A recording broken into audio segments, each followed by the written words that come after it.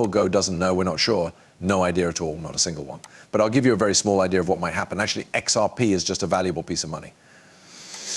There is a lot of trade between that instrument and other instruments such as bonds, stocks, currencies, all the data, and pretty much everything else. And XRP is only worth the value of the things that are released on it, since it costs XRP to buy those things on the network and use that liquidity. In this case, you have to give all of the debt as well as all of the equity.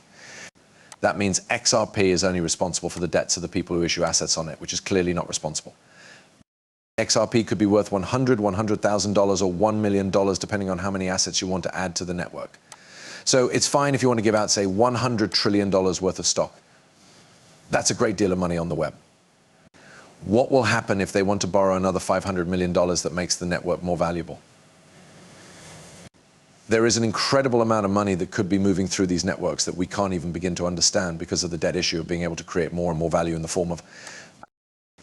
That's what we want to happen, right? No matter if you're an XRP lever, an XLM lever, or a quant lever, you know what? We're all going to get a piece of this, right? The world has a lot of value. And in a few years, when it goes to the blockchain, right? 5 years, 10 years, it doesn't matter, right?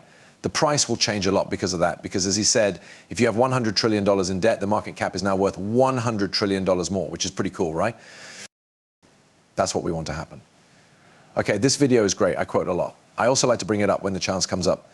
This is something I brought up about 8 to 9 months ago, as well as 2 years before that.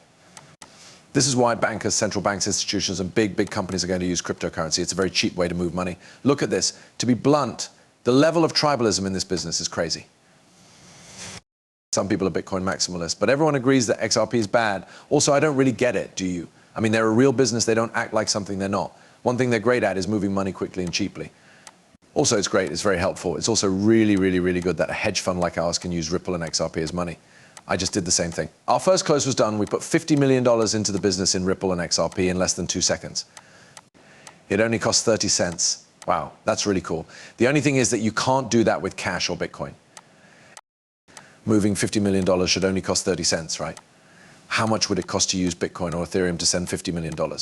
It's going to cost a lot of money, right? Because of this, that use case isn't really right for what some of these groups want to do. That's why XRP, right? So Ripple pretty much mastered sending money across borders, right? After that, they learned how to use CBDCs, right? They're now getting into the market for safe coins, right? They do one thing really well when they get there. They did figure that out, right? And of course, they have teams that work to make what they built better all the time, right? But they move on to something else. So they can do all of these things, right? Is it Medeco, making value tokens? We know that's why big names in banks in the world of business like Larry Fink and Ray Dalio know how important blockchain is, right? You can keep track of all the transactions. And I know some people think, man, I don't want my transactions to be tracked. Yes, that's exactly what some of these big businesses want, to be able to see where all their money goes. It can't be done that quickly and easily, and so it works.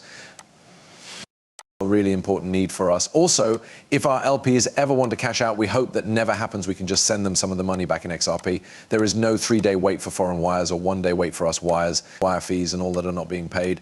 I just don't get why that's hard to understand. Putting aside the religious wars and nationalism, it does some things really well, which is why we love it. That being said, I'm not a special supporter of XRP just because we use it. The company is not our LP, and I don't work for them. These are some other people who have had XRP. I like them. They're great, but they only make up about 5% of our assets right now. We do have some money invested in XRP, but most of it is in other things.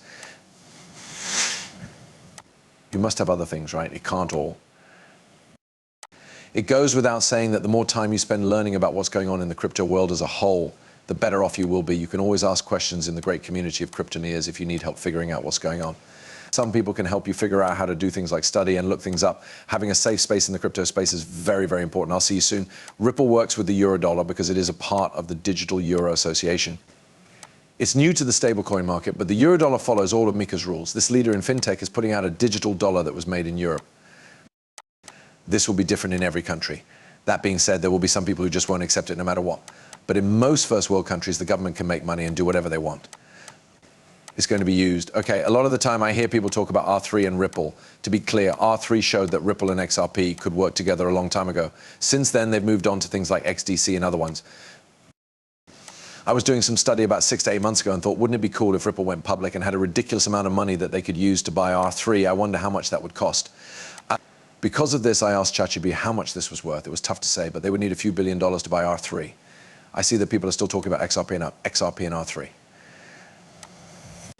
Crypto Eerie had a video clip of someone from R3 saying that it was just a proof of concept and that they haven't done much since then. But that could change too, right? Things could change at any time, but I think R3 is going in a different way than XRP. Say something like, hey, I have half of putting my retirement savings in a mix of XRP, Dogecoin, and some other coin.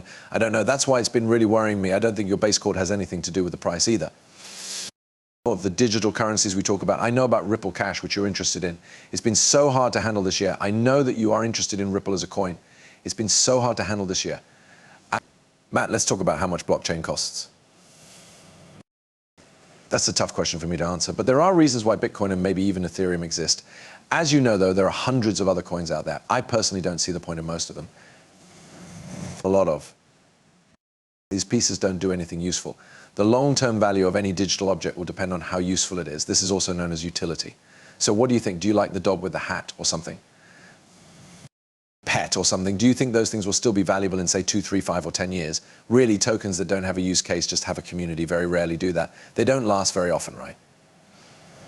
Doge and maybe SHIB are still around from the last sale, but most of this value is in the Bitcoin market, where you have thousands of tokens, right? Every day scams and tokens are made. Not more than a few hundred projects will get most of this value. That's what I think. In crypto, I do believe there will be a bust cycle. After that, it will probably be around 28. I believe it will happen, though. And I hope I'm close to that, because I've made sure I'm working on things that have real-world uses, CBDCs, steady coins, and the rise of digital money, what the IMF has to say. It is planned to use or make sovereign stablecoins that are based on R3. This person is saying that plans for XRP are great, but they aren't facts, right? We need to see how this always goes. This IMF staff paper on the rise of digital money is really cool. Right there is no plan to make national stablecoins by the end of 2022. There is a plan to make stablecoins, please excuse me. But of course, things always get pushed back. It's something I've always wanted to know. Does Ed Frito really believe a lot of the things he says? We'll have to see. Amazon, Ripple, and MoneyGram work together to create this patent 115668489, which is for an automated trading tool for cross-border payments using XRP. We've heard that Amazon might be interested in, or has been working with Ripple and XRP to use that to make transfers easier in the past. They could use it for a lot less money than what they have now. Just think about how much money they'd save. You can imagine how much money they would save every year if they use something like XRP to move this value. This is the US title, and this is the number. Is this the date on January 31st, 2023? MoneyGram and MoneyGram International will settle from XRUSD to XRP to MXN. They will then settle down here. That's really cool. Do you think they'll use it? I hope they use it a lot. The future of banking is a landscape with many tokens and systems. Okay, so you have central banks, AADC, real-time banks and other things. There are also business wallets and individual wallets in between, right? You can have wrap CBDCs, RBDCs, bank trusts, and FBSS. All of this stuff can be swapped around, right? You think this is like Amazon and Best Buy. I guess I'm just naming stores I shop at, right? No matter what the big business is, they can make their own crypto wallets, stable coins.